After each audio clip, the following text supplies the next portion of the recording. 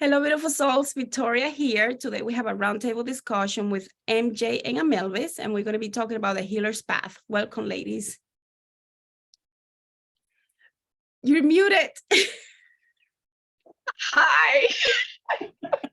Hi. That was funny. Go ahead. I'm happy to be here. Would you like to take a minute to introduce yourself? I'm Amelvis. I'm a QHHT practitioner and a Reiki practitioner. I'm just on this path for about 20 years now, and it's been just ups and downs as for all of us. But I'm very happy to be here on this side and sharing my experience and my knowledge with everyone.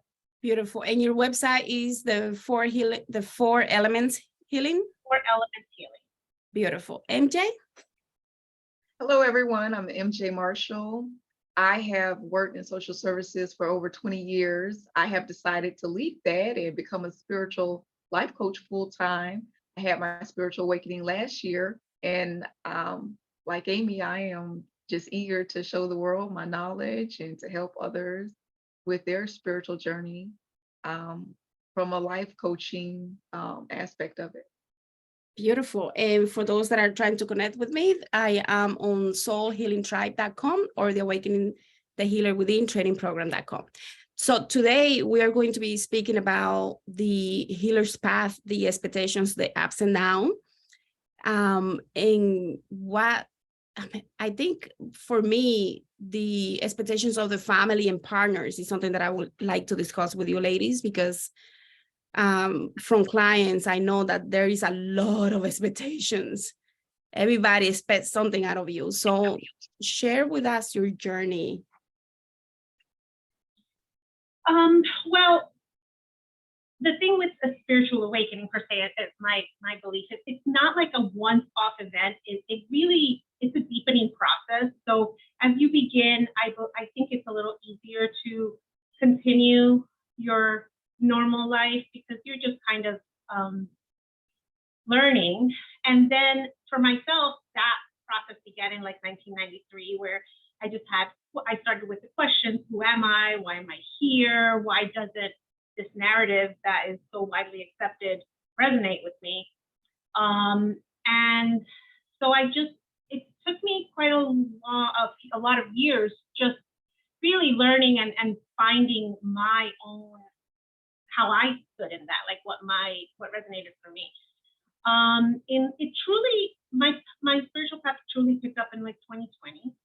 That's when it really kind of just came to the forefront.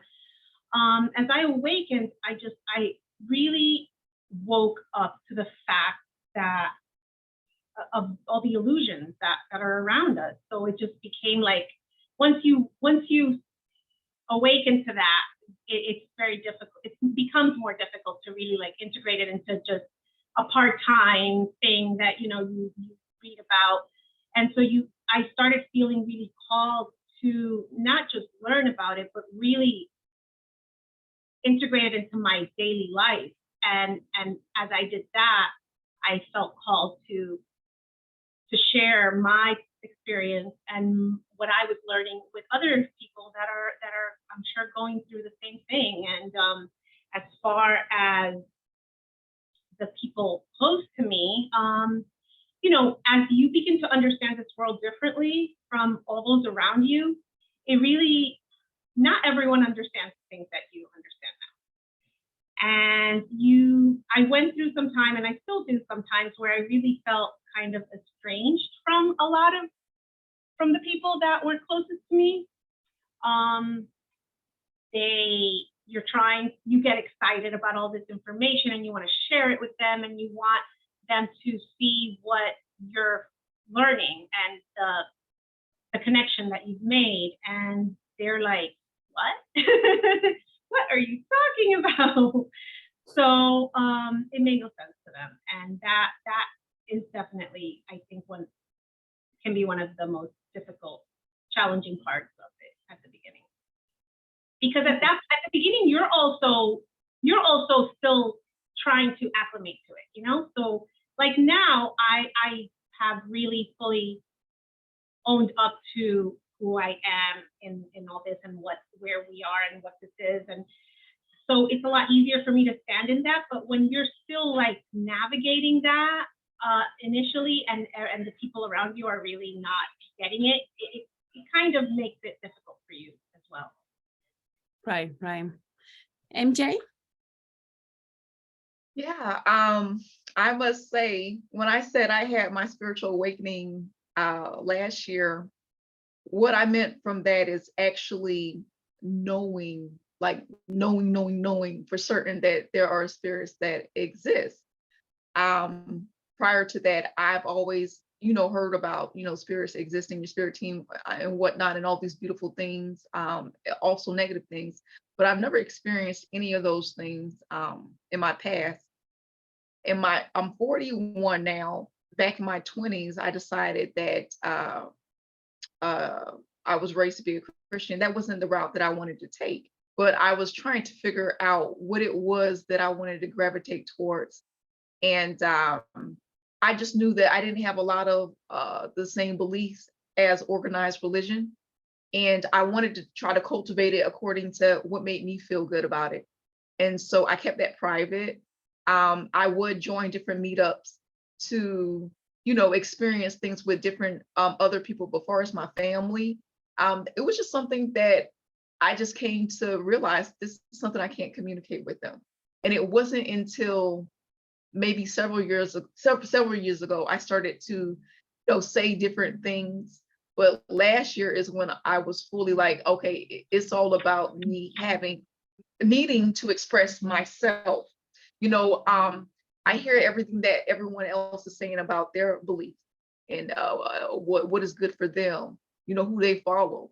But now it's time, MJ, I matter because I've seen that other part of that awakening part of it. There's no way that I can't express that part of it. Like, there's got to be other people that know about this side of it, right? And it is. Yeah, that's awesome. So when you go through that process of what I guess people call awakening, right? We all do, but we all know that it's a process where it may take years for some of us to really tap into what it means that we're supposed to be doing here, because it's a process. We don't just wake up one day and say, my goodness, I'm supposed to be a healer. I'm supposed to be doing this and dedicating my life to this and living your careers or small businesses to them help others. What did that look like for you? Well, I would say it's been about 10 to 15 years since I decided to take a different route. I have been exploring different things, trying to figure out where I need to be in life. I had, put together my entire business from scratch, and just spending all that time in it. I never brought my spirituality in it. It was never integrated into my work. People knew that I had a good soul, a good heart, but they connected it to whatever their core beliefs were, whatever they perceived good to be. They never got to see the MJ that I'm ready to show who I am now, Here I am. Right. This is that good person. This is who I truly am. They're like, what? It's trying to connect the two because you can see the looks on their faces trying to figure out this is different. We're not used to this, but we know you're just an amazing person. You have a good heart, but we don't understand why you think that way or you believe this way. Interesting. And I think some people are like, oh, she's losing it. Absolutely. Was that common for you, ladies? I'm sorry? Was that common for your family members and friends to say she's losing it? It has been in my experience. Yeah. Yeah, for me too. And I think that's why I spent so long in that place, just really trying to figure out why I was being called to it, but not fully embracing it, because it's just there's so much skepticism about anything that doesn't fit in the box.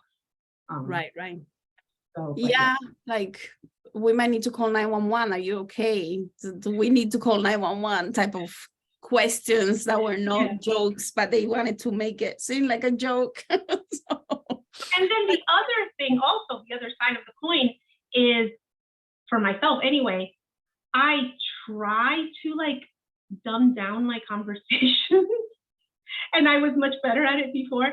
So you try to just stay like really surface and talk about the stuff that everyone else wants to talk about. And then at least with my family, I guess because I still feel so comfortable with them, inevitably I like say something and everybody's like, like inevitably I'll link it somehow and say something that they don't understand. So yeah.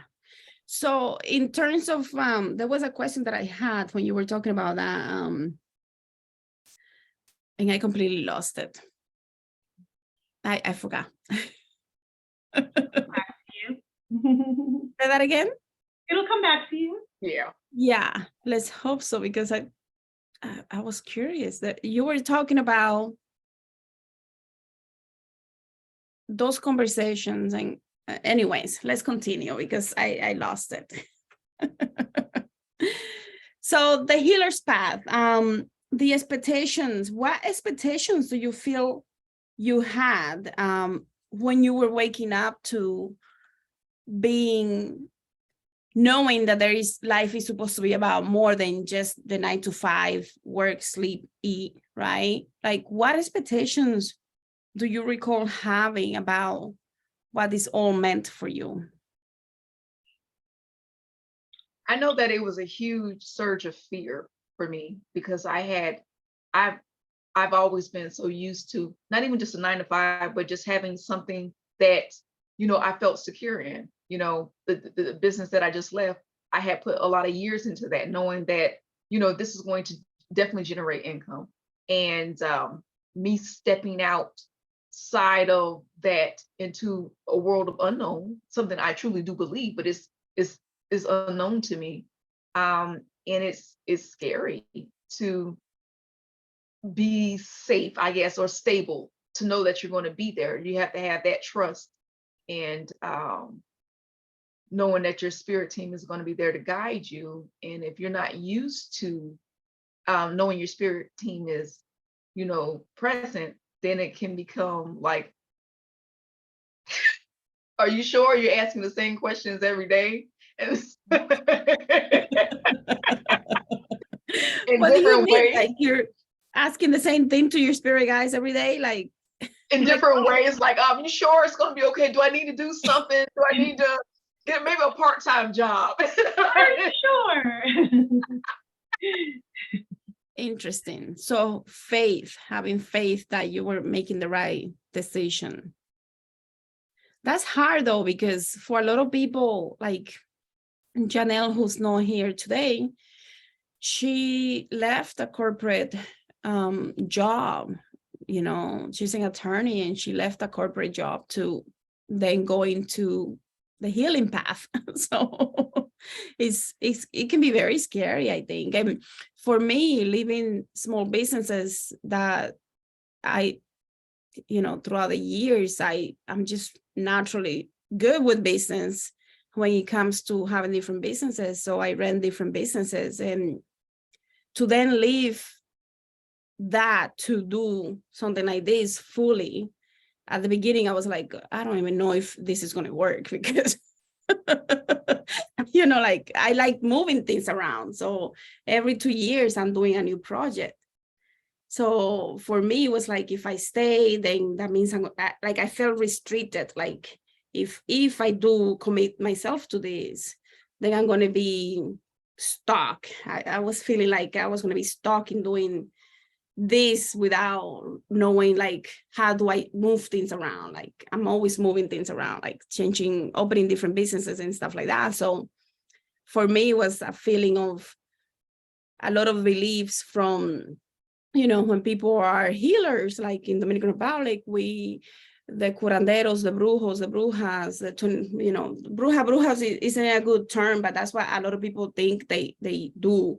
But there really are 21 division priestess, mambo, hugans, and a lot of those people tend to be poor. So I didn't want to be poor. So for me, it was a belief system that I had to break through in order for me to accept what I was getting ready to do fully, because for a long time I did it on the side, behind the scenes, where nobody knew, and they couldn't put two and two together, because I really wanted to keep it a secret. And I felt like I was always lying, like, I don't want anyone to know.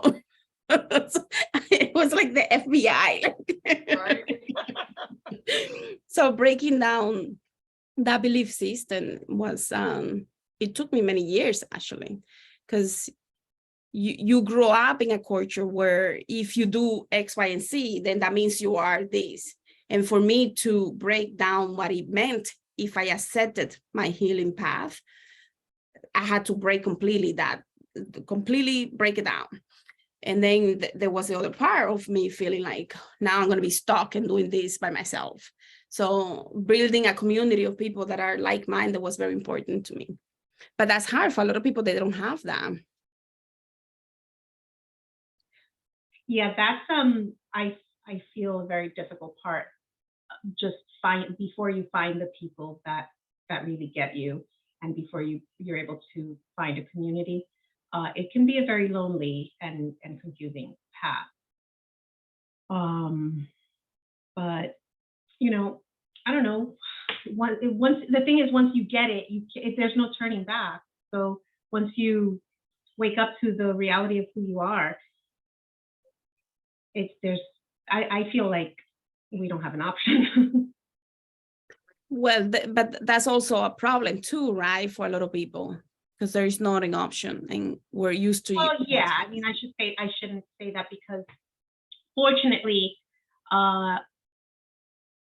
my children, probably the reason it took me so long was because I had two younger children, and my daughter turned 20 and my youngest turned 20 in 2022. So it did free up it took that responsibility off my shoulders in some regards. Like, I didn't have a child I was an accountant before in a past life. But so yeah, it was it definitely, there, like MJ said, you kind of, you're labeled as like, this is your role in life, and this is what you do, and this is what you're good at. And also, you're going to be able to pay your bills, and you're going to, it's a big, scary jump. But I personally don't feel like I have a choice. That you don't have what? I don't feel like there's I have a choice. Thank goodness for me. Like I said, my kids were older, because if I came to this place, to this knowing that I am now, and my kids were younger, I don't know what would have happened if I quit my job.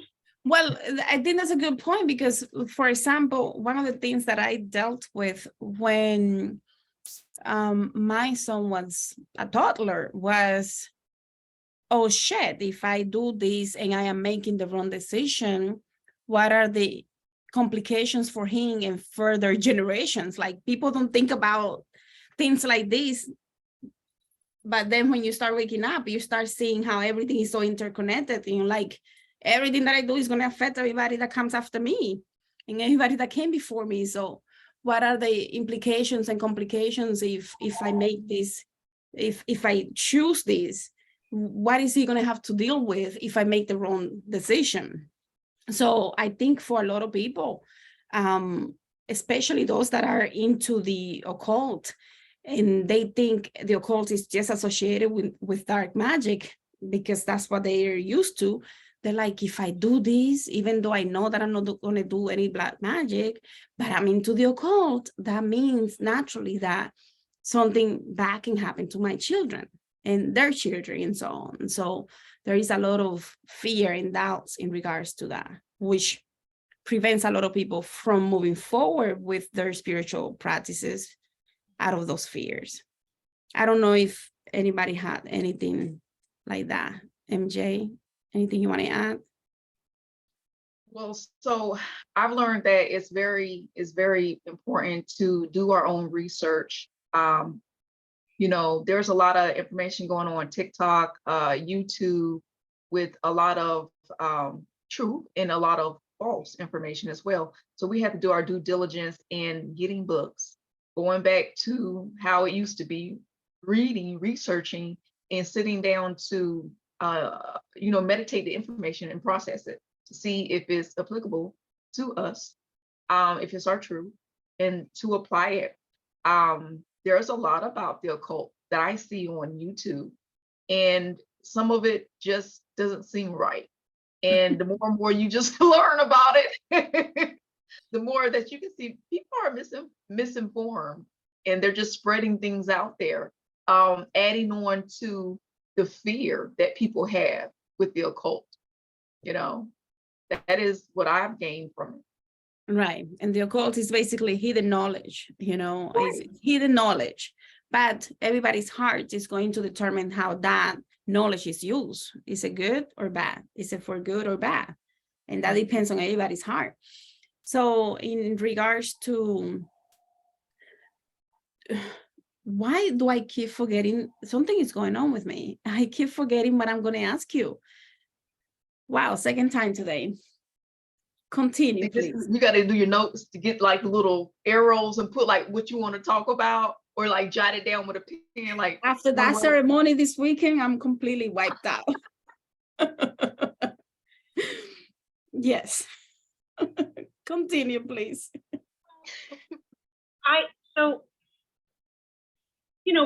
For me, talking about me again. That's the point of today. I also, like there's that Zen proverb, like before enlightenment, chop wood, carry water. After enlightenment, chop wood, carry water. Like a big portion of my life, I would say more than not, has stayed relatively the same. I still I pay my bills, I eat food, like everything changes, but in reality nothing changes. So for me, my spiritual awakening has helped me really to learn how to live in the present moment without the internal conflict. Mm-hmm. So I just, it allows me to be able to be in the being, to be in whatever is happening without, like, more unattached. So I haven't found the need to like sell all my belongings and live in the woods yet. Oh, wow. Some people think that that's my husband. My husband thought like I was gonna be, dancing naked on the beach around candles and doing, just like my whole, and I wasn't gonna, he's like, but what does this look like? What's this gonna look like? Like, are you going to, what things has he asked me? Like, what are you gonna dress differently? Are you going, he recently asked me if I thought the earth was flat. Just, it's so concerning to everybody around us. And I keep trying to tell him, like, I'm still me. Like, it's still, I just don't, I realize, like, the illusion that we've been living in, but that doesn't mean that I came here, I chose to come here. We chose to come here to awaken humanity, and I want to be here. This is where we belong. I'm not trying to escape. So a lot of people don't get that. They think you're going to just go off the deep end. And I think it's fear, it's fear of the unknown. Yeah. It's not widely accepted. Or, I mean, it is a lot more than it used to be, but. Right. Well, I think now that more people are raising their vibration and truly understanding where we're headed, like the changes, everybody waking up and everybody doing their part is helping collectively for us to like be more comfortable in our own skin. but I do believe that a lot of people end up really tapping into a version of themselves, of what they really came to do here, that is completely different from who they were before. So those people do tend to be more like major changes, because they had to make radical shifts. You know, like when a lawyer comes and a lawyer is like, I just don't want to do this anymore. And this male is like, my family depends on this money. Like, we have a really nice lifestyle, and now I just want to meditate and do nothing. So I want to retire. But the family, the wife and the kids have expectations of going to Ivy League school, driving nice cars, and it doesn't work, right? So which one is it? So for a lot of people, it's like, is it okay for me to be this now, when everybody is expecting something else out of them? And it's like, now you're going to be a loser because you're leaving your work, and you have to detach from that belief of those expectations that those people have of being the attorney, the high power attorney in town, and everybody respects you, and you have the nice cars, the nice house, people that have a lot of money, and now you don't belong in that circle anymore. So for a lot of people, it's very like, what is going on with me? And it can be very scary, and their dreams and everything changes, and it's like, it is a huge shift for a lot of people, right? For some others, it's more like very much in alignment, because they're already like living a lifestyle where it's more in sync with the higher version. Yeah, maybe because some people it was more gradual, but I can see what you're saying with like this mass awakening that's happening with someone that did not have any awareness of this, and then just suddenly, that would be challenging. Yeah, that would be me. Go ahead. That would be me. Well, because the thing is, like I was saying earlier, I always knew that I was spiritual. That's what I identified myself as, to detach from, organized religion. But when I went through my awakening and I see my spirit team, it was like I was just so overwhelmed. I made a sudden decision to just walk away from my business, put a 30-day notice in. And I knew that I couldn't function the way I was functioning. I'm not going to be able to do what it is that I need to do in a healing manner, because it's too chaotic. The type of work that I was doing in case management, I can't function like that. And it was really putting a toll on me, on my life. I was stressed out. I was just unhappy. Now, I did sell all my shit. I sold my shit that was in that garage. I had stuff that I didn't even need. I had like 2 kayaks in there. I had a paddle board. I had a motorcycle in there. I wasn't using none of that stuff, paying for that garage $150 every month. And so it's like I'm going through a cleanup process. Cleansing process. Like, get rid of all of that stuff. Like, you ain't even using it. What you holding on to it for? So I'm getting rid of it, and I got rid of it for like, not even, for really cheap. People looking at me like, what's wrong with this stuff? Nothing wrong with it. I'm just getting rid of it. Take it. Get it out of here.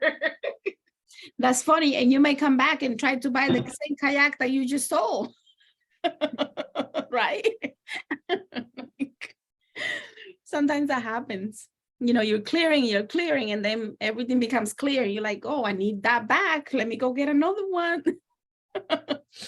But it's interesting that you bring that up, because who was it? I think it was in this weekend we were talking about, during the cacao ceremony, we were talking about, there was somebody that was telling me about the experience of going through, no, it was before the cacao, going through a lot of jewelry, like very expensive jewelry, and got rid of all of that jewelry, right?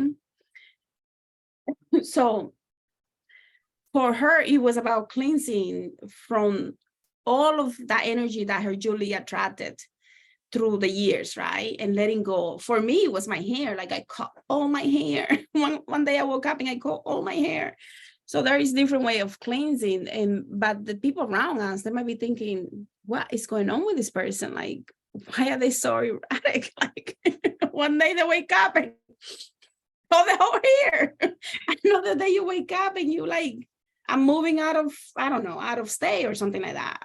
Yvette did that. She moved out from Northeast down to Florida from one day to another, 30 days type of thing. So I think for a lot of people it can be very, like you get that adrenaline and you're like, we're doing this and there is no going back, right? But then when you get to that point, it's like, oh shit, am I making the right choices? Am I making the right decisions? And a lot of doubts settle in. So we have to navigate through those doubts. Share with us some of your doubts, some of the things that you experienced during your awakening process. Or the healer's path in general, like what doubts have come up that you had to overcome? Well, it was more, for me, it was more like, how are people gonna, what are people gonna think of me? You know, how do I, like my husband would ask me the questions, like I said, and I would be like, oh my God, like, am I gonna want to move to the forest like one day? And maybe he's right, like maybe this isn't, like maybe I'm crazy. So just that, I think more of when so much resistance is being thrown at you, it's natural to question yourself. But and then the doubts of like, do I have what it takes to get this healing, you know, to do what I want to do?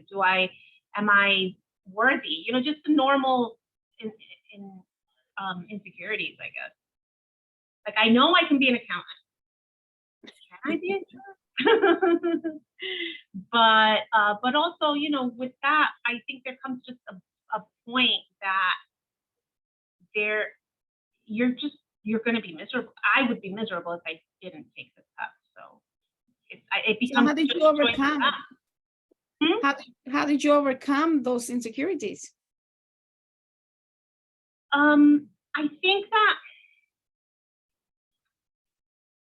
I just realized that, yeah, it can be confusing, it can be scary, but that doesn't mean that I'm on the wrong path. It just really just resonates with me so much, what I'm here to do, and I want to be part of this. And once something really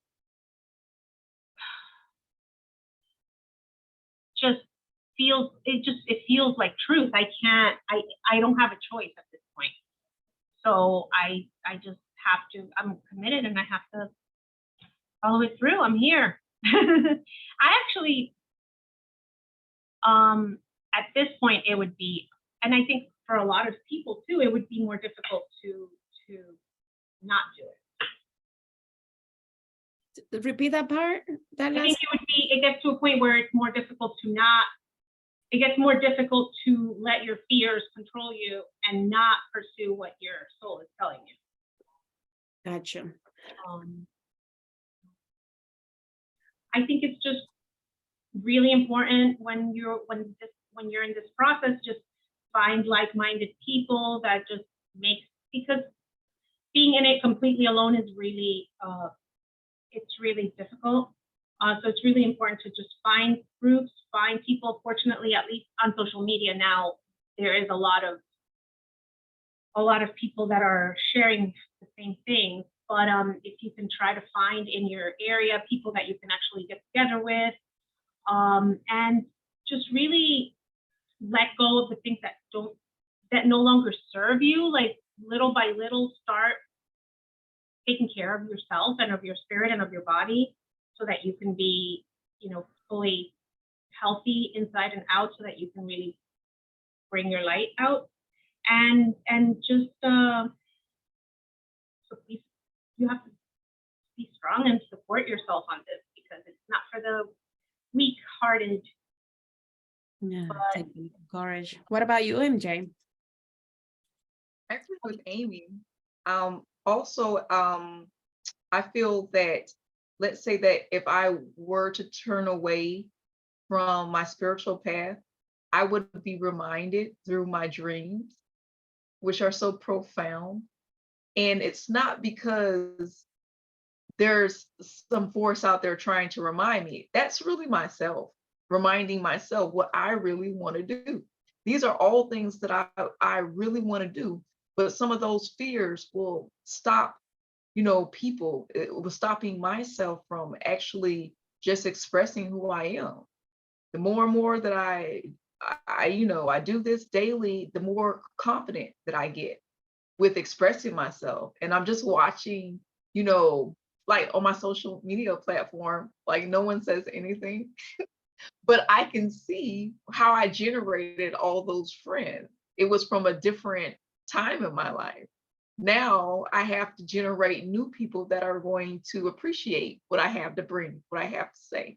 Mhm. So just being courageous, and that's what I'm doing. Yeah, the healer warrior, the warrior, whatever you want to call it.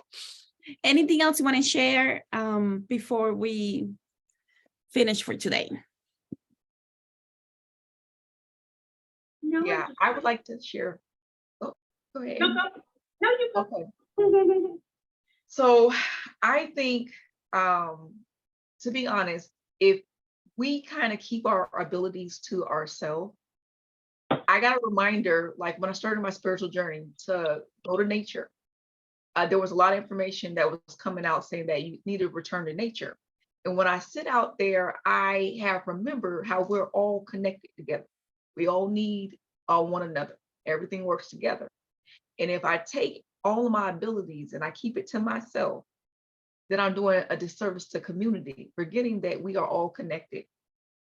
And that is why it's truly important to continue to work on ourselves and remember that connection. And therefore, we will remember why it's important to go share how we're going to share. There's not a correct way to do it. You got to learn how you fit in life. Just share it with other people so they can awaken or they can learn and benefit from it as well. Right. Yeah, the energy exchange of whatever you watch on, is it YouTube, Facebook, whatever, right? On social media and the news, movies, your friends, family, everything is giving you codes and you're exchanging codes, and it's like really the Matrix. So maybe we need to go back and watch that movie again. I did like 3 days ago. I watched the Matrix. That's funny. I always remember that because when I tap in, it's, it just looks like codes and it's like, and we're exchanging the codes, right? I'm like, okay, I gotta go watch that movie again. So, Yeah. Beautiful. Anything else? Last minute messages? Well, I just, anyone that's listening that's going through this, I want you to know that you're here to assist to raise the consciousness of humanity, and you're uncovering your light to increase the vibration of yourself and of others. And it can be difficult, especially if you're like one of the first around you to go through this, but keep doing the work because it is a beautiful thing and it's why we're here. Yeah. I'm going to share this dream to end with my message. I had a dream a couple of weeks ago, and it was the year 2124, so 101 years from now. And I was back in school at Cornell University, and I was like, why am I back here? And then I saw the year and I was like, oh my God, it's like 100 years later. What's going on? And I was going in, and it was apparently orientation. And in the orientation, there were a couple of tables, and a couple of those tables were ayahuasca tables. Like, come, let's do ayahuasca this weekend. I was like, they're doing ayahuasca?